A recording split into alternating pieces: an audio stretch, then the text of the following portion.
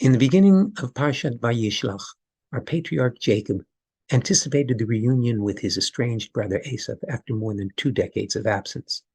As readers aware of Esav's unresolved anger and hatred, we feel a heightened sense of trepidation and anxiety. In preparation for his encounter, the rabbis tell us that Jacob employed 3 strategies. He sent gifts of appeasement, prepared for receiving an attack, and prayed to the Almighty to be rescued, and importantly, not to be the purveyor of innocent death. In creating this tension between siblings, the text helps us recognize 2 possible scenarios: the traumatic response and the response that comes with empathy and compassion. The night before their encounter, Jacob wrestled with an angel, some say with his own conscience, perhaps reviewing in his mind the previous unkind treatment towards his brother. According to the verses at the end of chapter 32 of Genesis, late that night, Jacob was left alone, and a man wrestled with him until dawn broke. He saw that he couldn't prevail, so he struck his inner thigh, and Jacob's hip was dislocated as he wrestled.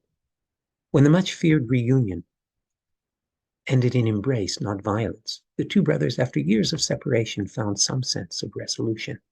The readers might interpret this to have been a positive and successful result, but the brothers parted ways and didn't meet again until their father's funeral. The Torah tells us that as the sun rose, Jacob was left limping. This week in the United Arab Emirates, world leaders will meet for COP28.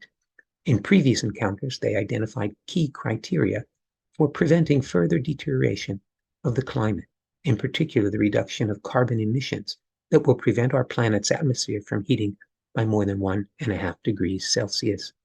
All of this in the hope of avoiding the potential catastrophic collapse of our planet. We as inhabitants observe this drama with perhaps the same trepidation and concern as with the reunion of the estranged brothers. There are enormous inequalities in our world, collective traumas that previously had prevented a unified adoption of policies that will rescue our situation. On the eve of this year's meeting, hopefully world leaders are struggling with their consciences and with the need to make restorative commitments to each other. The extreme climate conditions we've seen in recent years are nothing less than Jacob's wound. We too must employ a strategy for our future, appeasing with gifts those countries that have been most damaged, preparing a scientific strategy for our survival, and praying that the Almighty will guide our world to a safer future. EcoJudaism, Shabbat Shalom.